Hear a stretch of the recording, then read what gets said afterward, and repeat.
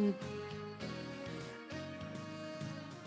Good morning, everyone. Feel free to also move a little closer to the stage as well, so you can get a better look and more interaction with the speakers as well. So if you want, feel free to take a seat closer to the stage. Otherwise, yes, so welcome to day 2 of the Social Enterprise Summit 2021. I think it's really glad that this year we will be able to return to an in-person gathering, so it's really excited to have you guys with us on stage at the venue, and so feel free to ask our speakers any questions in the end. So this track is called Co-Creating a Knowledge Hub for Open Ecosystem Development. That means in social innovation, we really want to bring together different stakeholders to share their perspectives and their point of view, so that by the end of the session, we'll be able to have key takeaways and some best practices for the field to look at sustainability as well. So I'll pass the time to Leonie to introduce the speakers. Thank you. Thanks, Dorothy. Thank you, everybody, for joining us this morning. So my name is Leonie Kelly. I'm Director and Head of Sustainable Investing at OGA, Hong Kong. I'm delighted to help host this panel this morning. Today, we're lucky to be joined by 4 fantastic panelists. With us virtually is Michael Bray. So Michael is Director of Global Relationships and Special Advisor to the CEO of Value Reporting Foundation. And Michael is joining us from Australia, from Melbourne, I believe. Yeah. And also Hendrik Rosenthal, who's the Director and Group Sustainability of CLP Hong Kong. Delighted to have Hendrik with us this morning. Joined by YK Park, Head of APAC Global Responsible Investment and Governance Team at APG Asset Management, a asset owner. And Jenny Quinton of Arc Eden, founder and project designer and CEO of Arc Eden Hong Kong. So this morning's panel, as Dorothy has set out, the focus of today and the theme is the building blocks of a regenerative future. And today our session, as you know, is very much focused on creating value with integrated thinking and an exploration of environmental sustainability. So what does that mean exactly? So really what we're trying to discuss today is what is the concept of integrated thinking? And very much today's best performing businesses and organizations, we believe, really base their business decisions, investment decisions, how they grow the business around interconnected thinking. So thinking beyond just financial capital to thinking across the multiple spectrum of capitals, which include natural capital, social, human, intellectual capital, and manufactured capital. Fundamentally, this is integrated thinking. So it's the very active consideration of how an organization chooses to maintain that relationship across these capital stacks, and how it operates as a business and how it develops as its functional units and how it delivers performance for its stakeholders and shareholders. So today we will start with Michael, as I say, Special Advisor to the Value Reporting Foundation, who will help open the panel, set some insight as to what is integrated thinking, who are the Value Reporting Foundation. Some of you may know the previous organizational name was SASB, which stands for the Sustainability Accounting Standards Board. Today, that is the Value Reporting Foundation, supporting investors and business makers across multiple reporting initiatives and how to think about that in their businesses and strategies. But Michael, I want to pass to you first, really to help us to understand a bit deeper what is integrated thinking, and really the purpose of the Value Reporting Foundation. And you might start us off, actually, Michael, with helping us perhaps recap what happened this week at COP26, which I'm aware is a big announcement by the VRF to the world around recent developments in sustainability and integrated thinking. Over to you, Michael. Great, Leonie, and I'll just try and get the logistics right first by sharing my screen.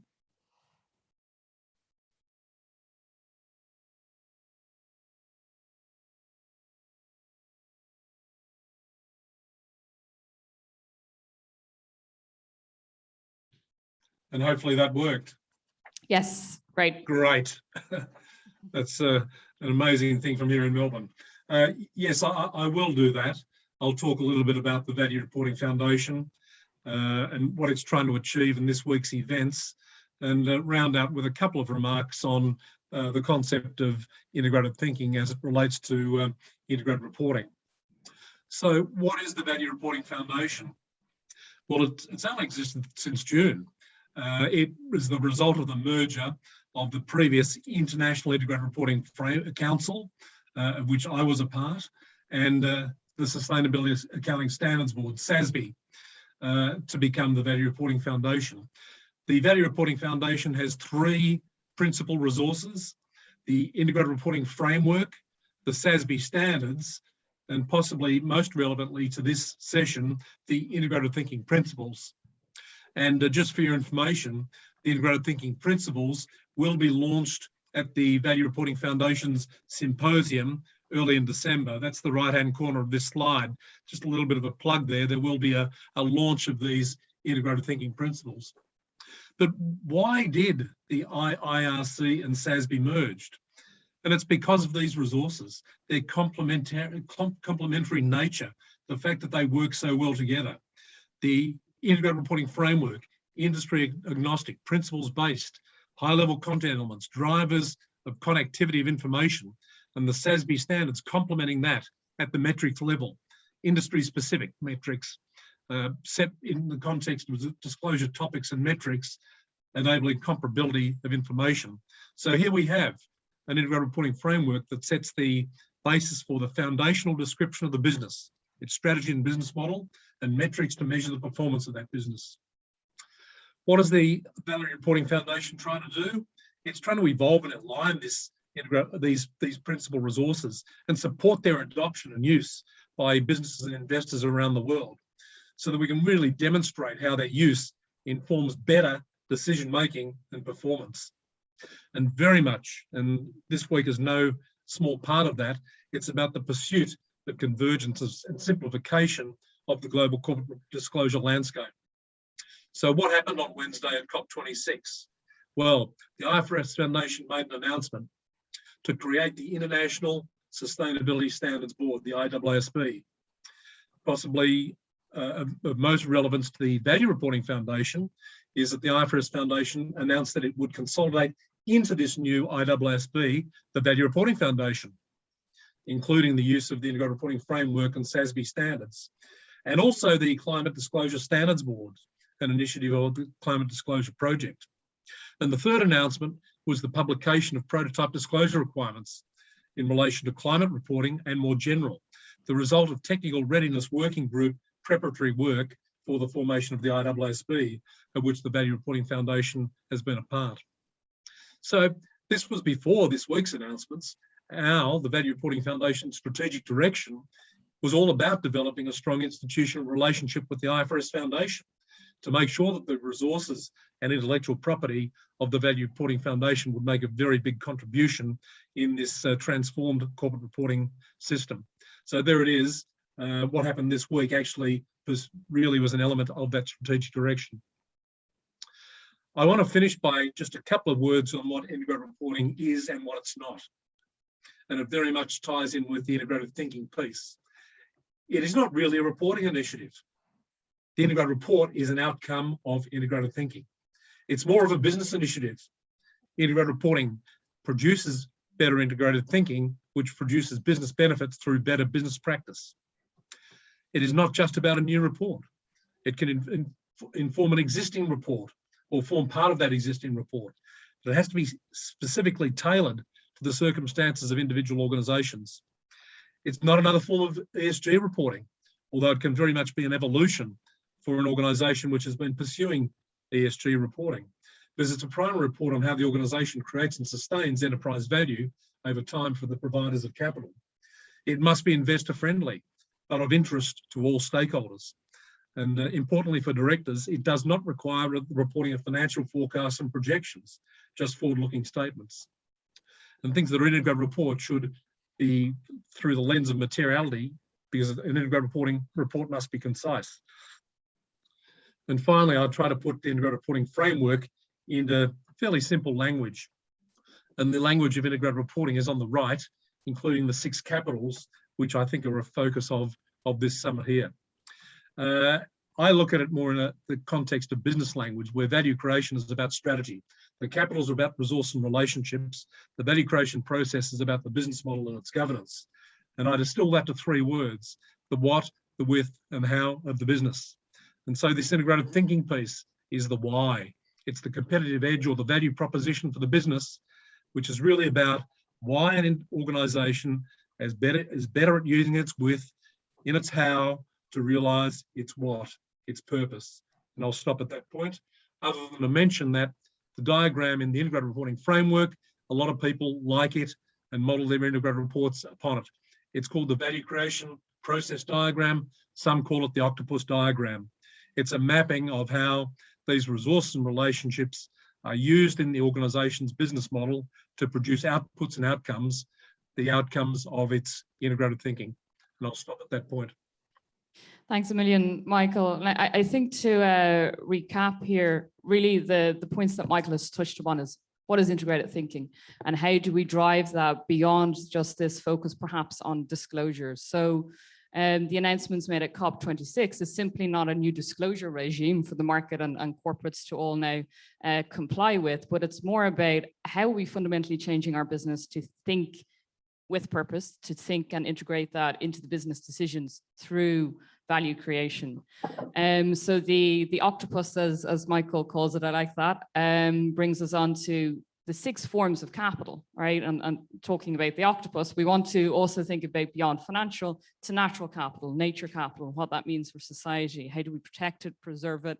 How do we look at it as investors? So our panelists today are very much representing the different forms of capital. So Hendrik representing CLP and the corporate vision and how they are as a firm looking at business decisions across these multiple stacks of financial capital and thinking about integrated reporting and thinking in the business. APG as an asset owner is also looking at how it uses integrated thinking to invest with purpose for its shareholders. And also Jenny of Arc Eden is very much representing the intellectual human capital of the octopus and also natural capital, and how do we educate and change the mindsets of youth, for example, to think with purpose. So hopefully that sets the scene a bit as to why our panelists are here today and how we're focused on integrated thinking. Hendrik, I'll pass to you to kind of share around CLP's approach to integrated thinking and how the business has really transformed its own climate vision and built that out for the strategy.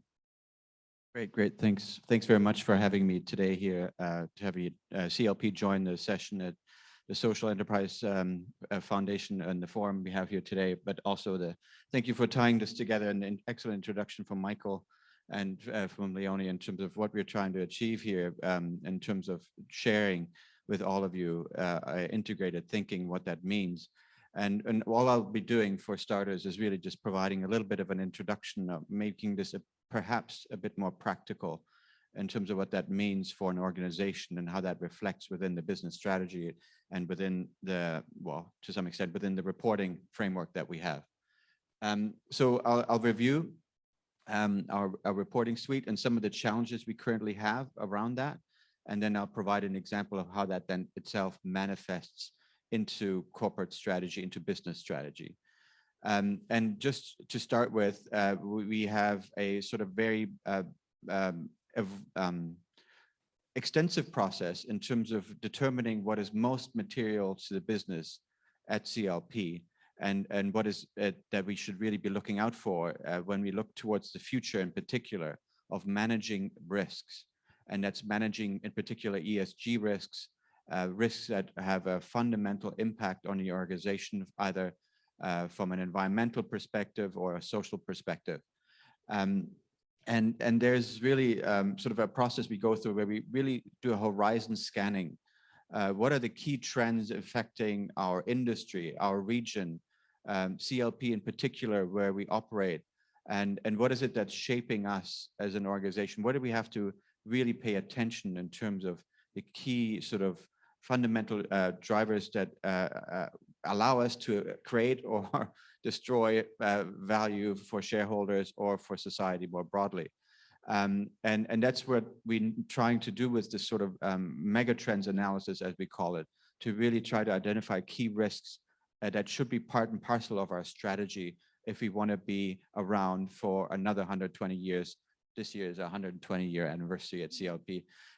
So it is about looking at these issues, and what you have here on these bubble chart is a reflection of what we landed on as part of our last reporting suite, which is focused very much fundamentally for CLP on climate change, but it's also about technology and how we utilize technology and how technology is changing our industry and our business. It is also about increasing risks related to data management, or in particular cyber and cybersecurity, and how we actually have a real responsibility to manage that risk, to make sure that we indeed keep the lights on and there's no hacking going on in our systems. And then all that is underpinned by the people that we have as part of our organization. So we need to have the right skills in place to allow us to transition as part of, to really allow us to manage these influences on our business. And as a utility, you might know the sort of portfolio we have built up over the years, and the more traditional approach to utilities being a sort of asset-heavy, big power plants, a lot of mechanical equipment, electrical equipment requiring very specialized skills to operate and manage, and that in itself, you know, manifesting in us being able to run coal power plants and being able to run natural gas power plants, nuclear power plants, renewable assets such as windmills and solar plants. And increasingly, you know, we need to shift these skills away from, and this is where the climate change piece comes in quite clearly, we need to shift away from being able to run coal plants, but then increasingly build out a renewable portfolio. And it's a very different set of skills we need, a very, very different set of expertise we need for that. And then focus towards new technologies that go beyond that as well, in terms of being able to shut down coal, but still have the supply in place to deliver to the communities where we operate a stable supply, an affordable supply, a reliable supply, and one that has then ultimately zero carbon impact. So I'm just trying to sort of tie together some pieces here in terms of what is really sort of driving and influencing the organization as such. And this is, like I said, what we landed on this year.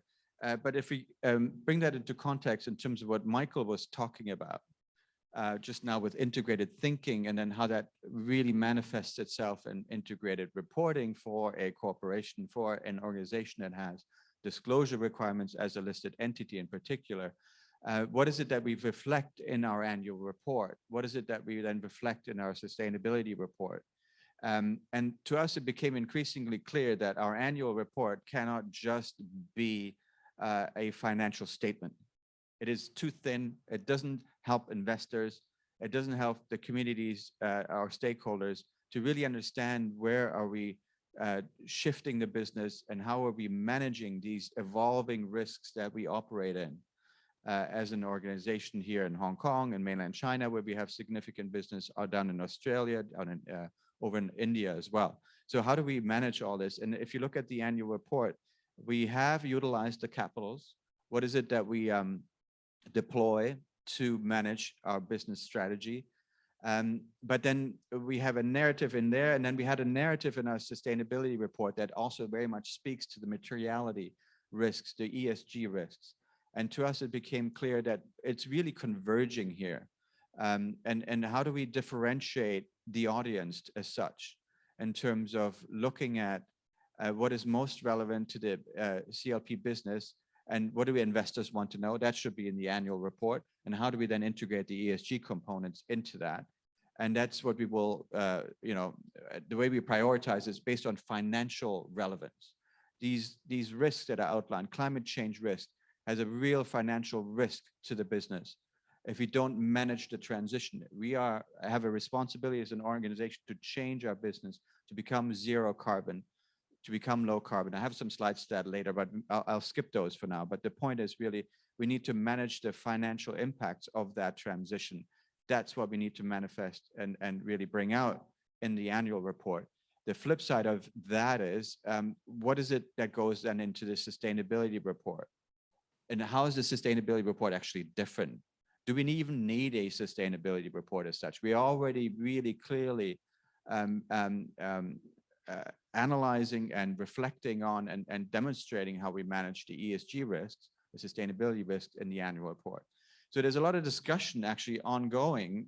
I'm sort of talking off the cuff here, to be honest. This is actually really happening at the moment in our boardrooms of how do we then put this into a sustainability report, or what is the purpose of a sustainability report? We have sustainability built into our business strategy. It's reflected in the annual report. What do we do with a sustainability report? Who's that for? Who do we write that for? And when you go back to the fundamentals of GRI, for instance, it's all about impact, the Global Reporting Initiative. They are sort of the founding fathers, if you like, of sustainability reporting, and everyone does a sustainability report based on GRI metrics and concepts and what they provide. And it fundamentally should be about demonstrating impact. So we demonstrate impact. We can do that. We have a number of metrics, sustainability, our transparency as an organization in terms of environmental performance or social performance is very, very open. And we can put that all into a report, but it really begs the question at that point. Is that really then demonstrating integrated thinking? Is that really creating value to the reader in terms of us demonstrating, well, this is our environmental impacts in terms of air emissions, water discharges, water withdrawals and wastewater management. And we have all that. And what's really clear to us in terms of impact is we manage our impacts the best we can. And there's no doubt about that. That's the sort of the CLP approach. So I could see some value in doing that to make sure that everyone understands we are not just running a business and cutting corners and doing it as cheap as possible. We have a responsibility. We don't want to have environmental impacts that are unnecessary that can be managed. So we will perhaps then reflect that in the sustainability report. But that in itself doesn't help the investors, I don't think, because it doesn't, this is just business. This is business as usual, business with where we utilize best available technologies that we have at our disposal and deploy them and manage that impact. But then the financial risk is much different. It's not an environmental risk. It's climate change, the energy transition. How do we transform our business?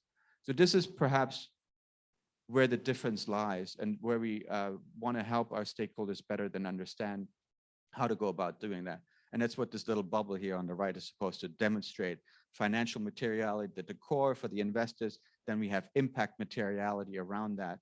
And that's what we then will reflect in the sustainability report, I think. And that's just sort of some of the thinking. I don't know if that demonstrates integrated thinking, but hopefully to some extent it shows how we at least think about our own business and how we want to manage our business and how we really want to demonstrate enterprise value to investors, that we are on top of these issues. Outside influences impact every business. It would be sort of quite naive to think that you can be sort of distancing yourself from the world around us, whether that's COVID, whether that's climate change, whether that's technology change, innovation. You need to be on top of this. And this is what investors want to know. How are you actually grasping that? And how are you creating value, ongoing value by managing these risks? At the same time, as an organization, we have impact. And I think it's at every organization's fundamental responsibility to minimize that impact as much as possible. And then demonstrate that if necessary via disclosure mechanisms. I'll leave it there for now. Fantastic. Thank you, Hendrik. No, I think that it's very helpful in helping, I suppose, us understand really, yes, how CLP as in the utility sector is really transitioned also your strategy, right, to today and where it is, and thinking about double materiality, which is that bubble concept of financial and impact materiality. And fundamentally, as we say, this is not just about disclosure, but it is very important that we are transparent and disclose to investors. But it's more about what comes before that disclosure, to touch on concepts like Hendrik did around what is material to the business here, what is important to measure and monitor, so that we are isolating, what's the value that we as a business are creating in society or not, and how do we manage both the positive and the negative. So that brings me on to YK of APG Asset Management, who very much represents, as I say, the asset owner perspective. You know, we can do this as a utilities company. We can transform our strategies and thinking, you know, into more green technologies and transformation of coal to clean, for example. But how do we do this as an asset owner, and how do we think about integrating, you know, values into how we invest through perhaps a sustainable investment approach that APG has developed and very much been at the forefront of that, I would say, for a very long time. So I'll pass to YK to share a little bit more on that. Good morning, everybody. Thanks for inviting me. So I think what I want to do today is basically, I will try to share my day-to-day operation, so that, it is up to you to think about whether it seems integrated or not. So I think that could be a good one for today. So APG is a Dutch pension asset management company. So our parent is pensions fund, and we are managing their assets. So our business essentially is very long-term. So when a person, let's say, have a job, start working, then they, on a monthly basis, about 20% of their income comes to our pension. What that means is that each and every person is a business partner for us. It's like if it is a joint venture, right? 20% is a big stake. So that each person, like 4.5 million people are business partners. And there are many different ideas and aims and objectives in their lives. I think there is one thing very clear. They do not want their pension money to be invested in a future destroying kind of investment. That's very clear. So that it has to, responsible investing has to be our core value. And then when something is very core, it has to be integrated, so that not just investment activities, but also, let's say, risk framework. And then whatever we do, each APG people should think about, let's say, and then do think about ESG issues and impact. Are we making negative impact on the society and environment? And then what about money making? Money making side is very important too, because we are responsible for their retirement. So I think that's the thinking behind it. So that it's just a very short introduction. We have about, I can't even, 740 billion US assets under management. ESG and the responsible investment strategy is all integrated. I can comfortably say so, depending on the degree. So that if it is an actively managed, let's say, big investment or concentrated portfolio, we involve more. But I think each and every investment we at least screen once, so that is included and integrated, I can say. What did I do? Yeah, so I go, yeah. So that it says ABP, that's our biggest pension client. So the ABP, we follow our biggest, big clients kind of responsible investment policy.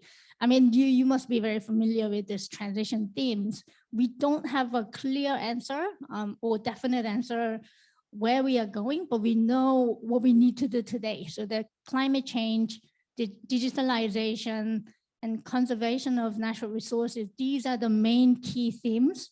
Mindfully, we set it. And then also the important thing is the precondition is basically respect for human rights. So the humans in the core, and then we think about how not to create negative impact while basically looking at this whole transition themes.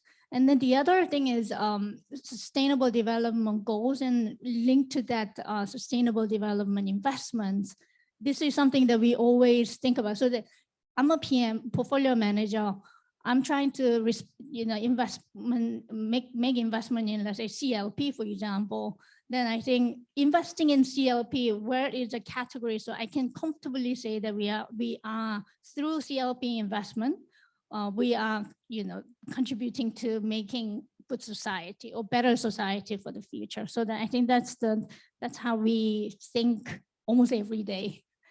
actually, by the way, ESG team and then responsible investment team where I work, I am my desk is, or my room is basically most visited in a whole organization. So that every day my portfolio manager coming in, can I invest in this? Or if I invest in this, what will happen to, let's say, responsible investing? And then I think roughly our portfolio manager in their time, about 30% ESG or responsible investing, and 70% is, the money-making side. For me, is about, let's say, 70% responsible investing, and then about 30% ESG risk, and then impact on the value creation, value protection. So that's how we work. So that it sounds like integrated. It is integrated. No APG portfolio manager or risk manager, whoever that is, or ESG or responsible investing is, it's I am away from that concept. No, that's not APG people. So that's quite clear. Components, you can see that engagement, proxy voting. So to Hendrik, I bug him almost every time I meet you. And then and the climate change is very important. Sustainable development investment, very important. We report to the society and our client regular basis. We exclude some certain companies. So let's say any big time human rights issues, or let's say Sudan and Myanmar issue, then we exclude. Or sometimes the coal. Any company that is expanding core kind of related infrastructure or investment or assets, we are excluding or not investing. So that's that. And collaboration and standard setting is very important. So that Michael's job is, the responsible or responsible reporting framework. Michael, you're actually building it, and Hendrik, you're reporting and then overseeing that procedure, right? I am report reader. So that as a report reader, what would I want? I want concise and, hopefully not too long, and then very genuine, authentic reports. Then I'm very happy with it. I can live with that. And then with a lot of, let's say, Excel, table, so that I can compare, let's say, how the company has been progressing over time, hopefully 9 to 10 years, or 5 to 10 years, so that if I can see that 5 to 10 years down the road, how the company has been making progress, I think that would be fantastic. And then, another important thing is credibility and genuine, how genuine, so that this whole strategic, nice, description about, let's say, where the company is going and et cetera, is this report writer's thinking, or this is board and management's thinking? It takes actually more time figuring out this, how much genuine ideas behind it. That takes more time than actual reading. So that if you can help me understand that, I think that would be really, really helpful. And then perhaps lastly, climate change is very important. So that if any of the audience, what should be the biggest material kind of areas the investors are looking at currently? Most important is climate change issues, physical exposure, let's say financial exposure, and then how carbon neutrality is going from your organization. That would be very helpful. The reason is we need to report. We need to report to the regulatory bodies so that the company's carbon exposure or carbon number becomes my carbon number. And on an annual basis, we need to report. And then also we need to cut, carbon emission cut. So that's about, our commitment is basically 40% cut by 2025. This is a capital market, so that equity at the same time, fixed income exposure, we need to cut carbon footprint cut by 40% by 2025. And we need to go neutral by 2040. So that if you can, in detail, where you are, what is your plan in terms of how to cut, that will be really helpful. So that's maybe I stop here. Great, thank you, IK. I think that's very helpful in getting us to understand really the asset owner perspective and how responsible investment sorry, is one strategy, really, in a bucket of strategies that we have as citizens, individuals, corporates, to really embed value within our businesses and how we invest. And also to us as, individual asset owners, we all hold pensions, and how we look at our pensions today, within the MPF scheme in Hong Kong versus, what's happening perhaps in how APG are managing for APB, the Dutch pension scheme, as YK has kind of highlighted for us. But beyond how we think as an asset owner, and we've discussed many initiatives have been put up on the screen: the asset owner initiative, the asset manager initiative, the Net Zero Alliance, TCFD. As I say, these are all critical and fundamental in bringing us around the table to understand what are our targets. But it's also important to be changing our mindsets and how we think about the future, as YK and Hendrik has touched upon as well. So that brings me to Jenny, who very much works with citizens. Each and every one of us in this room really is who Jenny is working with, and youths, to really help change that mindset shift and think about values, creation, and purpose. And I think this is important for us, as individuals, to be also thinking beyond just financial capital to how we have, impact in society, economy as well. So I want to pass really to Jenny, who said something to me earlier when she was describing Arc Eden. Well, I was trying to understand, well, who are your investors? Who are your shareholders? And she was saying, well, it's mums and dads of society. And that's really the common connection, right? Mums and dads within APG own your pension funds, right? CLP, we all turn the lights on, right? So there is a common connection across us as individuals here. And I want to really understand how Arc Eden are working, to help create that mindset shift. Is it integrated thinking, or is there something else that you've been working to change that mindset? Well, again, we'll find out if it's integrated thinking. Thank you so much, everyone, for coming today. It's so nice to be at a conference. I'm so enjoying listening to everybody. So yes, this is Arc Eden. It is devoted to the youth who are going to save the planet. But of course, we're all youthful at heart. Arc Eden is an eco-education permaculture community. That's our office in the middle of a farm. And it's in Muiwo, Lantau Island. So I'll tell you a little bit about it. Maybe. Oh, sorry. When I was going to give up my job, actually at Kennedy School, all the children said, but Mrs. Quinton, how are you going to be able to use the computer? So there we go. So really the mission of Arc Eden, which actually has a lot of people coming through it 24/7, is to sort of save the planet. And really our strategy is that, everyone from age nothing to however long they're going to live can come through our program. So here are the 4 pillars. So essentially protecting the wonder and innocence of children. So forest school, all the primary school programs. We run holiday programs every holiday. We just did 10 weeks of summer camp. We never stopped through everything.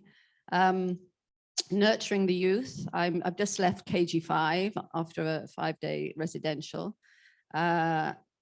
Internships, training the older students to work with the younger students. Just all things to do with the youth. The 3rd pillar is really, I call it protecting and regenerating the greater Earth community. So we've planted 37,000 native trees since 2008, 160 species. We run permaculture design, permaculture certificates, and this is also all the programs. So Marriott Hotels coming through to do a program, all the different and community programs, all sorts of different things. And the 4th is transformation to the new era, because obviously we're in a bit of a mess, the planet. So, how are we going to get to the other side? Really, what do we have to do? So futures planning, and that's the bit I love to be, and I never get there because I'm always rolling around in the mud. But anyway, it's great too. I want to talk a little bit about that today. So here is our beautiful Hong Kong. I came here 32 years as a backpacker, and I never left because I fell in love with the beautiful nature of Hong Kong. Hong Kong is an amazing city because it has big nature. We have big mountains, big rivers. This is a map just showing that we have, 40% of our land is country park and 70% is countryside. And we also have this amazing biodiversity caused really because we have so many different ecosystems. So to the east, we're very oceanic. We have more species of coral than the Caribbean. To the west, the Pearl River comes down. We've got mangroves, we've got mud flats, we've got dolphins, and it's the mixture of all these ecosystems that actually makes Hong Kong one of the most biodiverse cities in the world. And I would say that is our greatest asset. Here are just a few creatures. We have little Romer's tree frog jumping around in our garden, highly endangered. That beetle on the bottom is a species discovered in our valley that's not found anywhere else in the world. I always have this joke that all the amazing experts that work with us, just sort of live in Wang Tong village, just down the hill. So this is a group of students. I'm doing the fourth pillar. So I work with a lot of young people all the time, particularly when they're interested in projects. This is 2 years ago. It was from primary, secondary. There were 15 speakers, and they went to LegCo because they essentially didn't like a project very much, which was the Lantau Tomorrow Vision. The idea of putting a great big platform in the middle of the sea and linking it all up. I mean, essentially, this is a beautiful photo from Chung Chau over Lantau. They were really thinking in various different ways, but one of them was, why can't Hong Kong be part of the global solution for the climate crisis and the extinction crisis? And the other thing they were thinking really was, why are we just pouring tons of concrete all over what would be our greatest asset as Hong Kong, which is our green and our blue? Really, they said, if you looked at an aerial map of the Greater Bay Area, it's very gray, and there's Hong Kong, it's very green and blue. So why can't the future of the Hong Kong be to be the green and blue provider for the area? So that was how they were thinking. So we did sort of lots of envisaging together, and really they came up with various different ideas. So obviously one of the things they were saying is why the Lantau Tomorrow Vision might not be the best idea in the world. But the other ideas was, well, what did they want instead? And what were their main driving ideas about it? So they really had three main things that they came up with. So for the youth of Hong Kong, who I'm working with a lot, they get a lot of panic when they think about the future, right? They don't actually want to go to the future that they see that we're providing. And a lot of the time they're thinking, what are the growth industries of the future? So I know as Arc Eden, everybody runs to Arc Eden because we're this little sanctuary. And I see Hong Kong as being able to be full of all these amazing sanctuaries. So for them, they look at what the green economy is. So obviously lots of eco practices like we're doing right now, lots of restoration, regeneration. Look at all the hills, look at the river, look at the sea, everything needs a lot of work. And then, essentially leisure and recreation. I think through COVID, everybody came out, everybody was looking for open spaces and fresh air. And the other side is this wellness, the wellness industry. Like I became a yoga teacher this year,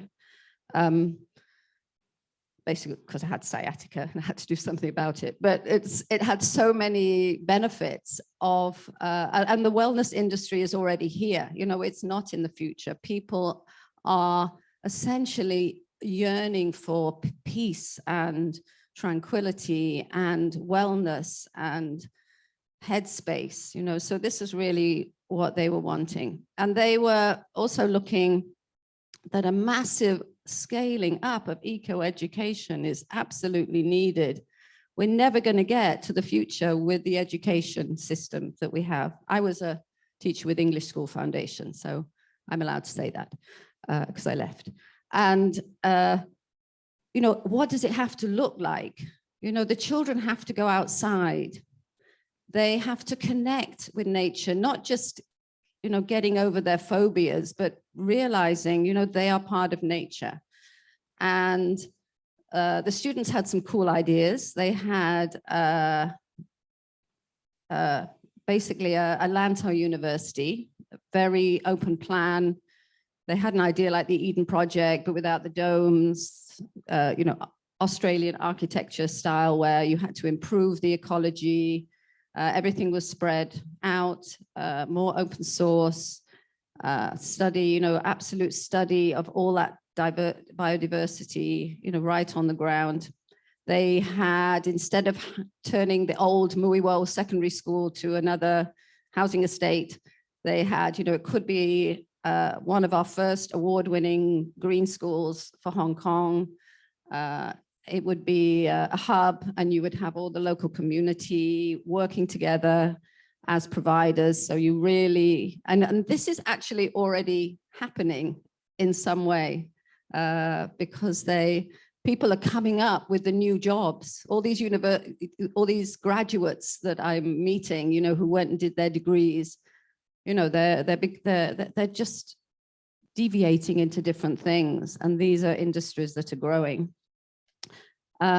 So, I mean, and imagine if you did have eco or edu tourism, if the schools were really out all the time, doing projects, doing restoration. I mean, you'd need a lot more beautiful places for them to go into. The last point really, oh, because I've run out of time, I'm not allowed to show it, maybe. Okay, but the last thing, it's really the concept of, so that the students called that project, that the alternative plan, that the green, they had blue, green, blue, and they came up with the green jewel. But their idea of the green jewel was really the fact that everybody had to be involved.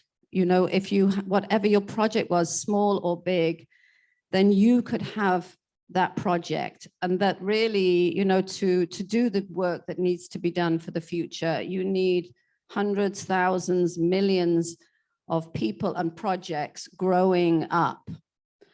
And, you know, I think this is really the key. You know, everybody needs to feel empowered. Everybody needs to have a project. These students come up with these little things and they're just sprouting and growing, but they can do that little thing. You know, we all need to do our thing. So, you know, really that's really what I would like to leave you with, and to do your thing, and for everyone to come together. You know, everybody needs to get along. So there's a lot of inner work, the internal with the external environment. Thank you, everybody. Right, thank you, Jenny. It's fantastic really to hear, I think, the concepts of the green blue jewel, because I think to me this is, you know, we talk about, you know, COP26, our blueprint for investment. Really, this is the blueprint really for, you know, mindsets and how we're shifting thinking as well, which are both fundamentally needed to deliver integrated thinking and to create value. But for me, maybe to come to you first, Jenny, as you were speaking, and we've been through now, what is the concept of integrated thinking, why it's important, how we're looking at it from a reporting perspective.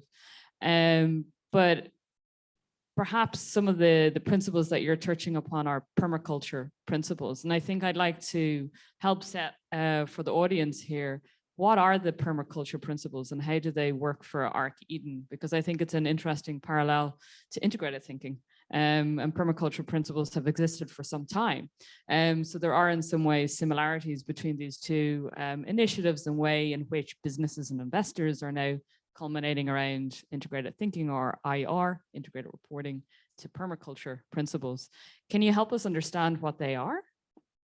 Actually, it would take the rest of the day because they're amazing. I mean, the ethics, the basic ethics are care of the people, care of the planet, and return of surplus, which is maybe why Arc Eden never has any money, because we put everything back all the time. We have actually got a bit of money, the principles are, I've been working with them this week with the KG5 students. We have had an elemental week. So we have started with the Earth. We had an Earth Day. Some of like the Earth principles are like produce no waste, use and value renewable resources, obtain a yield, right? It has to be, and then we had our, this is maybe going to take too much time, but then we had our Water Day, which is about creativity, imagination, flow. So things like use the edge and value the marginal, use and value diversity, integrate, don't segregate. You know, our tendency, so maybe that really does. So our tendency is to engineer everything as human beings very often. We do it even, you know, in the garden. This is where the flowers go. This is where the vegetables go. This is where the herbs go. You know, this is, but actually in permaculture, you need diversity. Like the perfect garden bed has 12 different things in it, in my things. So you have companion plants because some vegetables get on with others and some don't. You know, they're a bit like friends. So you put the vegetables that get on with one another. And then, you know, you need smelly herbs to keep the pesticides away. So, and then you need flowers for all the pollination. Of course, we're here, so we have Chinese medicine herbs, you know, some tea in there. But generally, this is how we work. And it's about the relationships between everything. It's not like we very much, you know, this is the ant expert, this is the tree expert, but everything is about the relationships between how everything works. So even the education system isn't geared up for the relationship part. Like if I take out that flea beetle, what's it going to do to the rest of the environment? I'm not going to say anymore, but that's just a general. Yeah. No, I think that frames it quite well, because at the end of the day, we are trying to balance, you know, even as investors and corporates, the kind of positive and negative effect on a kind of total supply chain, right? Like if we affect the system, what's the overall impact on society and economy? But Michael, I wanted to bring it back to you in terms of integrated thinking and the work of VRF.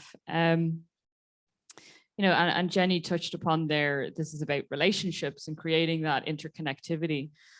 But if we are, as businesses or corporates, you know, startups, social enterprise, which I'm sure are represented in the room today, can you help us understand perhaps who's often the initiator of this process within a company? You know, is it the sustainability committee? Is it coming from the CEO? Has the conversation shifted to the CFO? You know, who's starting this conversation to get us going on integrated thinking in corporates and businesses today?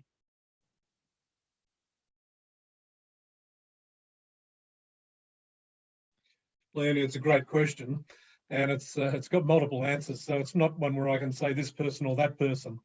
And the entry point for an integrated reporting journey could basically come from anywhere within an organisation. And when people think about reporting, they tend to think, CFOs.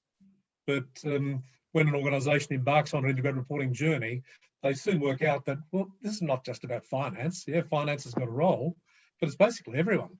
because it's how the organisation thinks. And so the way I look at this is that the CEO, as the owner of the organisation's business strategy, is the one that really needs to be the one that's in charge of integrated reporting, if you like, the organisation's reporting strategy. Because if integrated reporting is a process that's founded on integrated thinking, well, the CEO is probably the chief integrated thinking officer, if you like. And so part of that is bringing all that together. Typically, and this is a bit of where the money is managed, typically the CEO will ask a CFO to look after an integrated reporting project, but not necessarily. In a number of US organisations, it's been the company secretary, but often the way through is through the ESG lens, through the sustainability lens. So I think that the challenge for the organisation is to work out what its reporting strategy is. And by that, I mean what it wants to communicate to who, when, in what form, through what distribution channels, and most importantly, why. And so this is not just about reporting regulation. This is not just about investors. It's about getting the basis for telling the organisation's own individual story right in a way that people can understand and make their decisions on. So I could talk about it for a while. The only thing I would say is that the Value Reporting Foundation published a Getting Started guide a number of weeks ago. It's worth a look. It might help some people on that question. Fantastic. Thanks, Michael. And bringing on that thinking, I suppose, Hendrik, to CLP and perhaps, the journey that you've described, and the vision towards, the Climate Vision 2050, for example, for CLP, and how you're delivering, a sustainable future, or working towards that with your commitments. How really, how did the conversations start? Because I think oftentimes it's, if you're not in this industry of sustainability and within reporting, looking at reports, it's very overwhelming, in the number of initiatives that are out there. But, how did this start for CLP? Yeah, no, good question. So let me think in terms of, maybe I'll focus on the Climate Vision 2050, because I haven't really touched upon that very much. And that was just a new vision we published just about a month ago, where we outlined a number of new commitments, including new targets to really decarbonize our business at a faster pace than we had previously committed to. So, in terms of how we got there, we have a climate vision now that says we have science-based targets by 2030. We will phase out all coal by 2040, and we'll be net zero by 2050. This is much faster than what we had previously in place. We've had a climate vision at CLP since 2007. So we have had a commitment to really tackle to minimize our impact on the planet from a climate perspective for some time.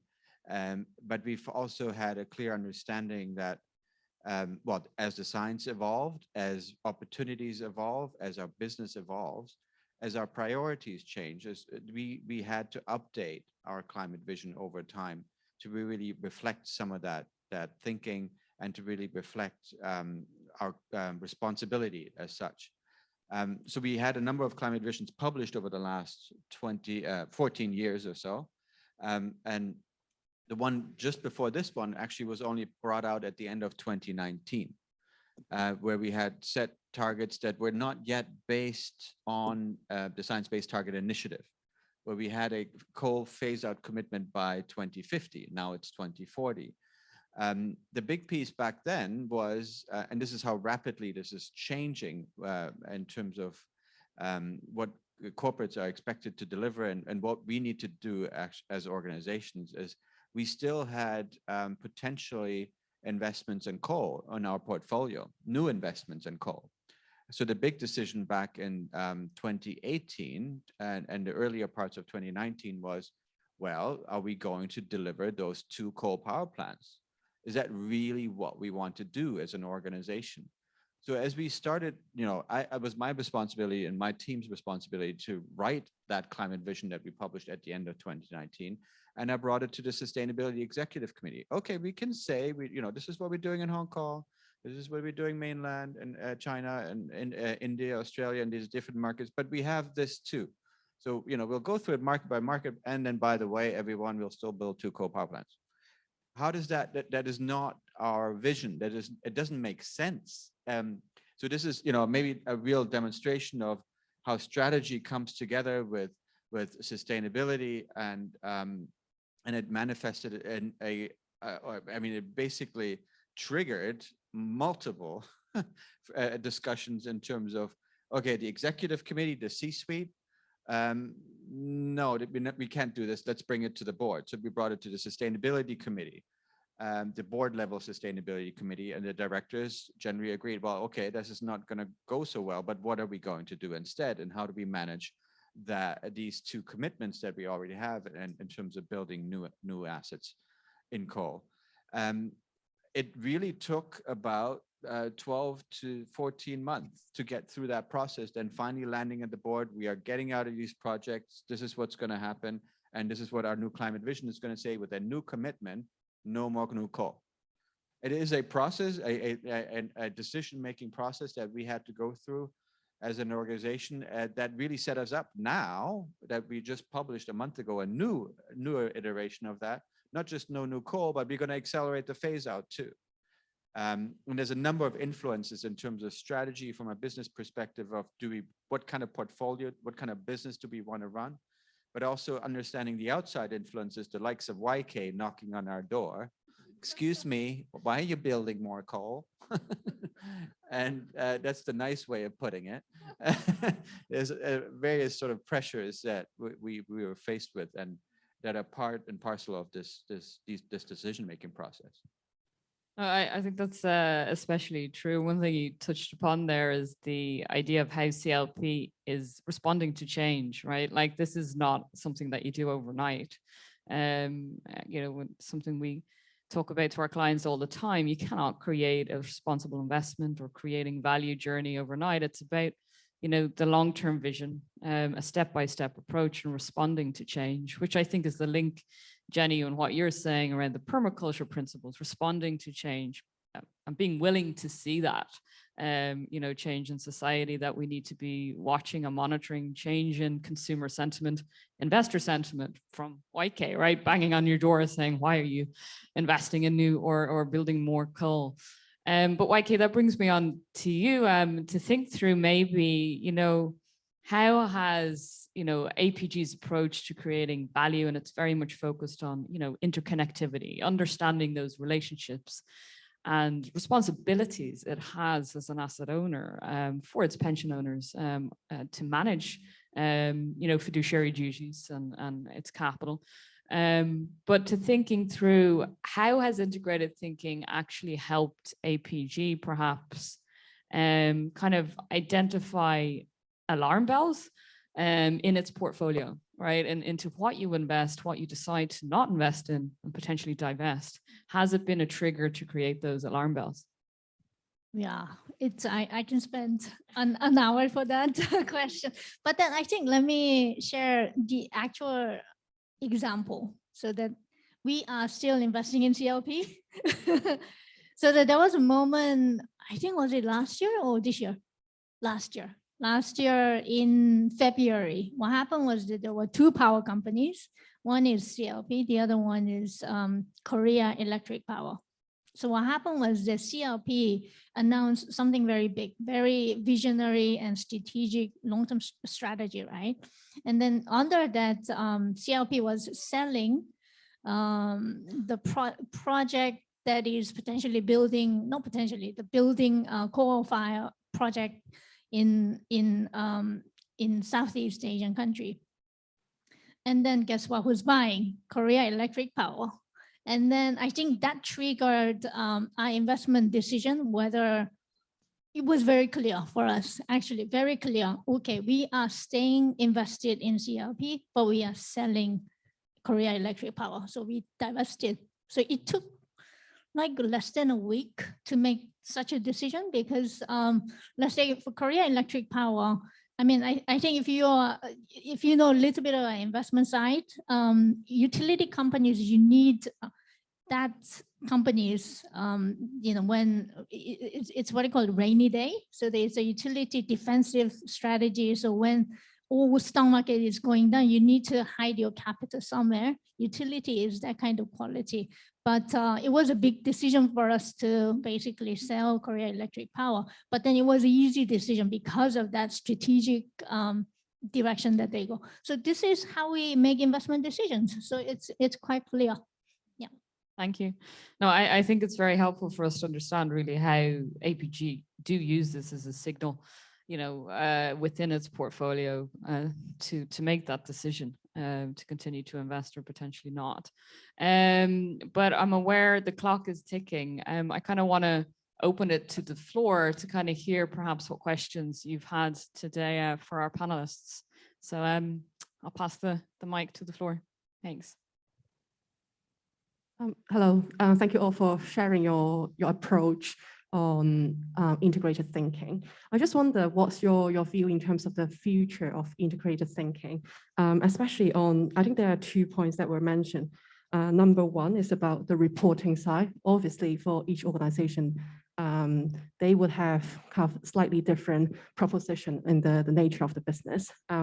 How a tailored approach would be beneficial for report consumer like asset management, or would the future become more centralized standard reporting on that? So that's number one. Number two would be about within an organization, should we still have a separate ESG team, or for example, for the asset management, should the portfolio managers be able to make the decision because they already have the knowledge on that?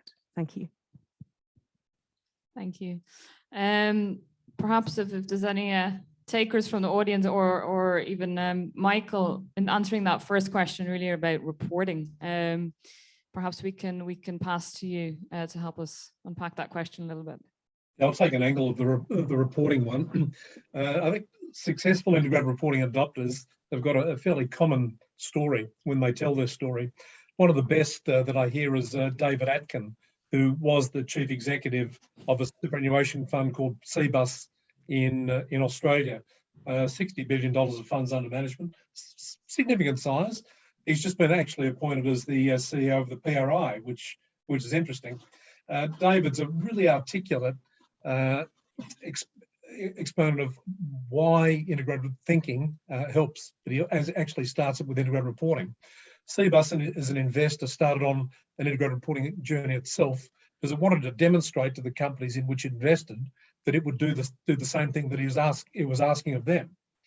And he said what they found after a year or so is that it actually improved their business. It improved their approach to strategic thinking and aligning people and keeping people inside the organisation and investors and others informed about what the organisation was doing. So integrated thinking actually produces significant business benefits. I think the challenge that we've got as the Value Reporting Foundation with our integrated thinking principles to be launched is that all of the stuff around metrics, SASB, GRI and so on, a big part of that has been about consistency and comparability.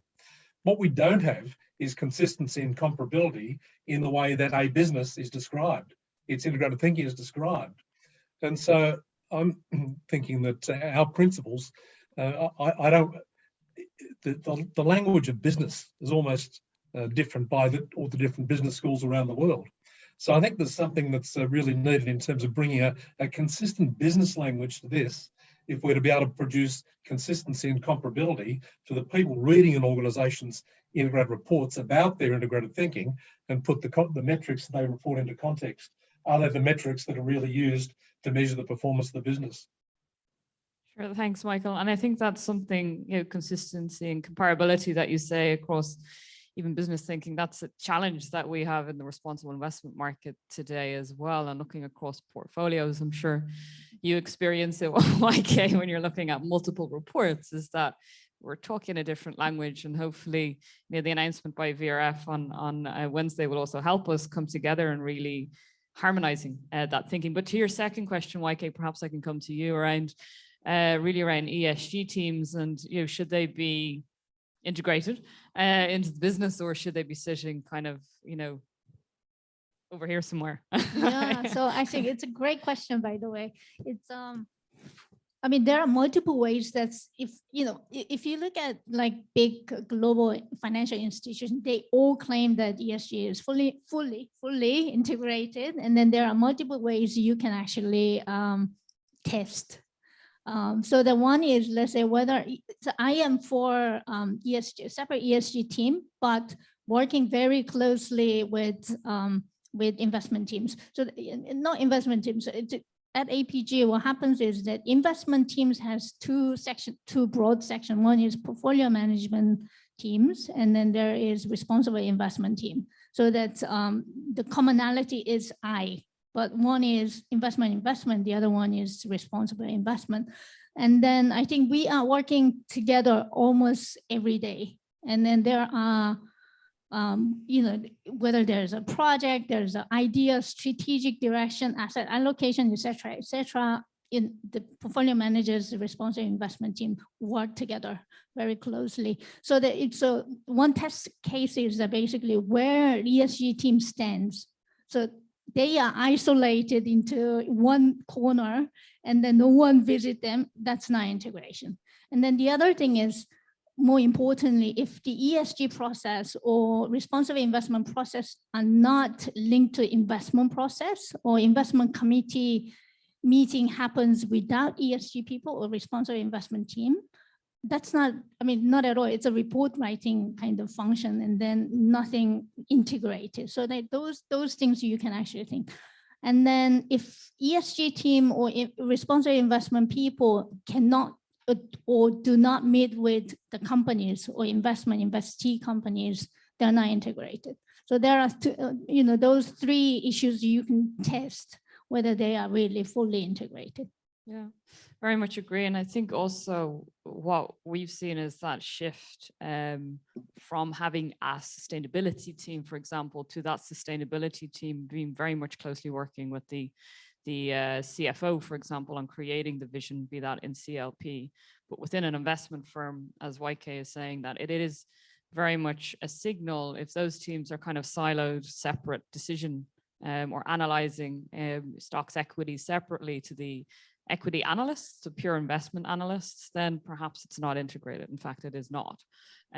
So it's more about how do we move perhaps say some of the strategies that you put up were exclusions and moving towards full-on integration. And what does that mean for an asset owner like APG?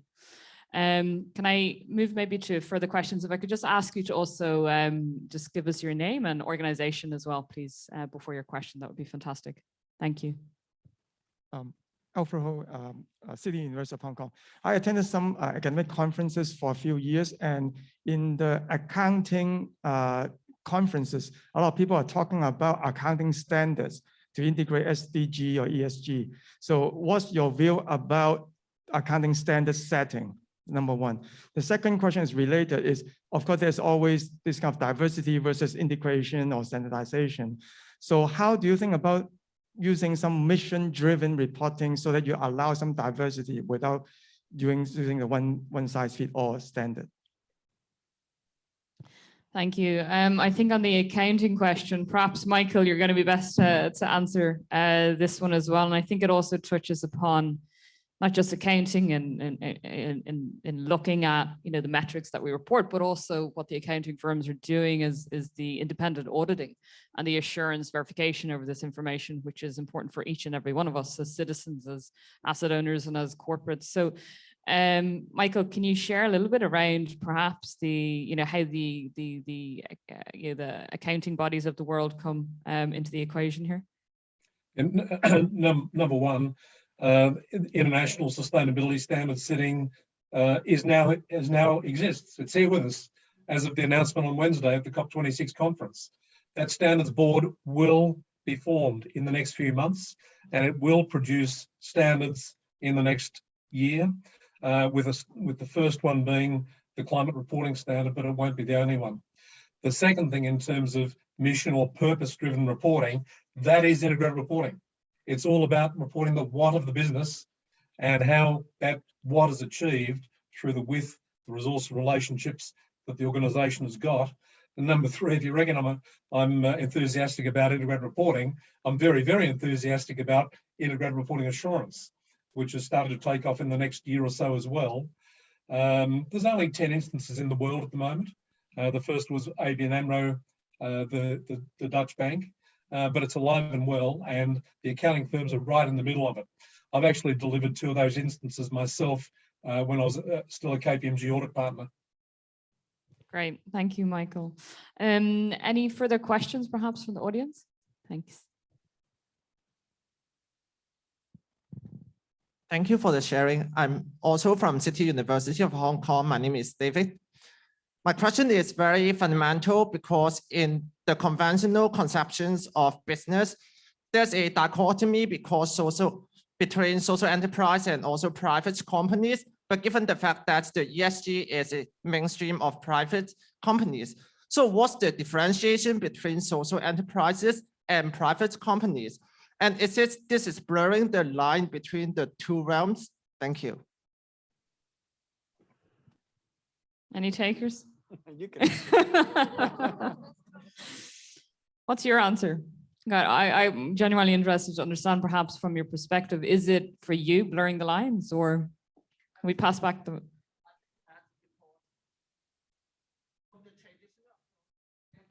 Social enterprise taking account a greater good from the society, but the private enterprise, they are mainly profit-driven. However, it is not really the fact, because social enterprise, there's a term of enterprise. It also needs to do business. But for the business, it needs to take account for the investors, and also there's a larger context like the social emotions, like the social context. So you cannot ignore about the greater good. So from the conventional side, I think that there's a overlapping between these two realms. However, nowadays for the ESG and for the sustainability, like the COP26, we talk about governments, talk about organizations, nonprofits, and also about business. So this is the mainstream. I think that it is one manifesting about what's the integrating society and the integrated notions, integrated approach like this Simane's talk. We are not narrowly talk about the differentiations, but sometimes we need to collaborate and to cooperate between different sectors. And this is maybe the directions for the future, I think. Maybe if I can just try to just have a response to that, because it's quite interesting that you even asked that question. I woke up this morning with my partner next to me, and I told her, I'm going to a conference today at the Social Enterprise Summit. And she's like, what's a social enterprise? My response off the cuff was, well, CLP is a social enterprise. We provide a service to the public. I don't know what else we could possibly do in terms of our purpose is to make sure that everyone has access and has reliable access, safe access, that we run our economies on electricity. It's a public service. So I think it's really about identifying the purpose of an organization. That's where we need to get to fundamentally for any sort of discussion of what you're trying to get to. And it really relates to ESG and sustainability as well. What kind of product are you selling? What are you trying to do as an organization? Are you actually, contributing by making plastic flowers? That we are just looking at them right there, right in front of us. What's our contribution? What's our social value of creating plastic flowers?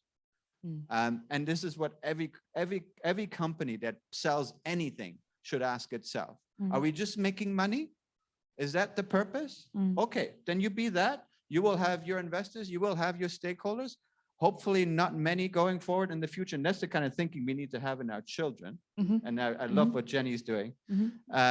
But fundamentally, it is exactly about that. This is how we change society. This is how we change what we do as people and look after each other and our planet. Yeah, I would agree. And I think whether or not I agree that CLP is a social enterprise, I think the actual, I think there's also a problem that we have today, and it's something that I've seen in working in the UK, specifically in the social enterprise sector, is the label itself. we should not be looking to label businesses. This should be just enterprise, as Hendrik is saying. It should be integrated in how we think about the business, the future sustainability and profitability of the business, because fundamentally isn't that what we're trying to do? We're trying to create a balanced economy and position our businesses to manage total impact here, both the positive and negative. I think the more we differentiate, put a label over here, put a label on an investment product, it's actually shooting ourselves in the foot, because we're really trying at the end of the day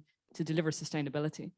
And the more nuances, differences that we are creating, I find is adding more confusion in the industry today, and how we look at those companies as well, and bring, for example, overcome some of the social enterprises challenges that we have here in Hong Kong today. So I think it's a subject that we could have, I think, a whole 5-day conference on this topic in itself.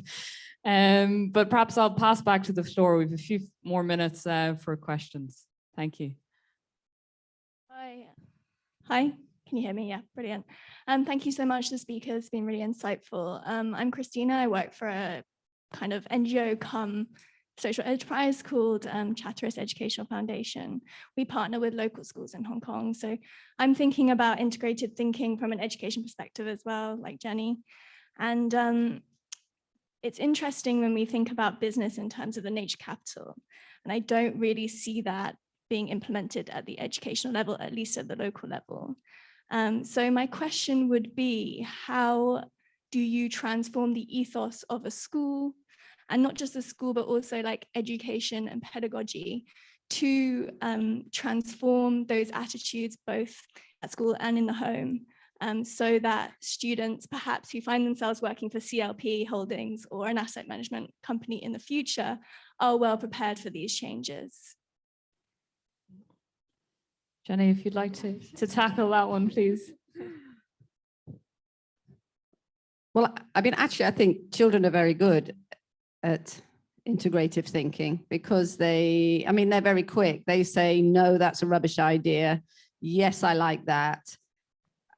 And they can they're amazing at putting all sorts of ideas that you've never thought of together. I mean, the main thing is they've got to be more creative, right? You keep squeezing them. And, sometimes, we have these little 5-year-olds who come to Arcade and, and it's like, well, I just do things like this, they're like little old people just sort of stuck. And, after the end of the week, they're hanging upside down and rolling around in the mud and, all better. But yeah, you've got to get the children outside. It's just completely different how they are inside and outside. And I think it's been really hard for schools because they haven't been able to, they're really hemmed in right now. But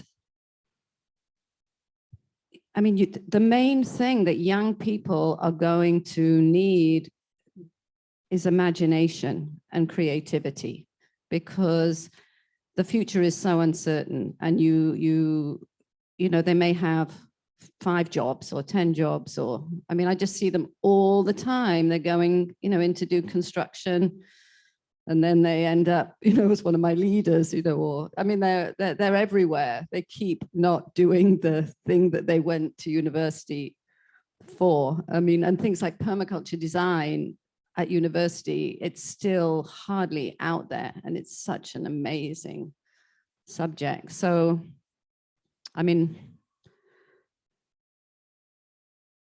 yeah, it's such a big subject for schools, but I just think you really do have to think, I mean, forest school education and how to get them outside, how to get them more creative. Imagination, stories. We make all these ridiculous story dramas at Arc Eden. I turn the place into Narnia, and, we're always saving the planet.